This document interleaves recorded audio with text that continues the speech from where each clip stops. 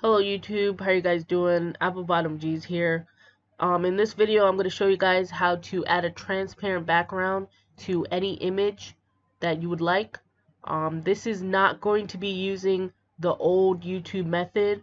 This is therefore kind of a new method that is being used today in 2019. So stick around if you would like to know. So basically what you want to do is go to File, New, open up a new GIMP page. This is what mine's loads into. Yours might be white. It doesn't really matter. Go over here to the eye and you want to click it, to make it transparent. Simple, simple. Go ahead and add in your image. There's different ways, but I like to drag and drop because it's the simplest. So this is going to be my image. So yeah, there's that. After that, you want to make sure your two colors over here, the foreground and background colors, you want to make sure it's white on black, just like that. It should be the default. So yeah, just like that. After that, you want to grab your fuzzy select tool. You want to play around with the threshold. I've been playing around with mine, so mine's is already set, but yours might not. So mine's is set to 5.7, but your image might be might need something else. So take us 2 seconds, pause the video, and figure out yours. After that, you want to click in the open space of whatever color. I noticed this works better with backgrounds that are solid colors.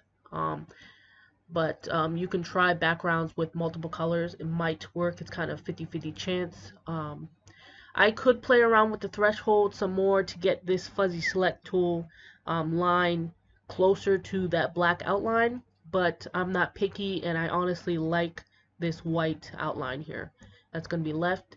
So after you do that, you want to right click, go down to edit, go to copy, and yeah. So you just copied the outline around your image, and we're going to use that and manipulate that to delete this white horrible background. We're going to go over here, and now we are going to be using attributes of that old YouTube video way, and we're going to add layer mask. But we will not be doing that tedious work. So after that, make sure it's on white, full capacity. It should be just the default, and just press add. And then we're going to go to our eraser tool.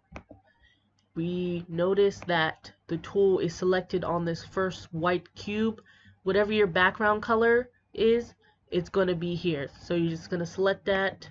After that, you're going to click and you're going to get the outline of whatever image you're using, and you want to go ahead and take 2 seconds and kind of line it up to where the previous outline is. So let's see.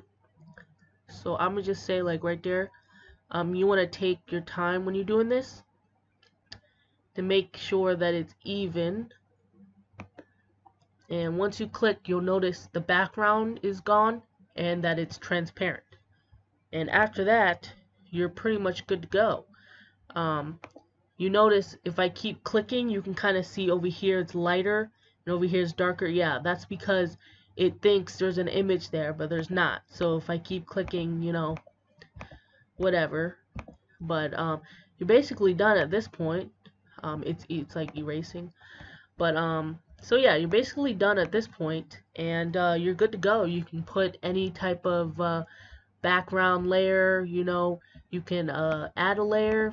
Let me see if I can do that real quick. Just whatever name.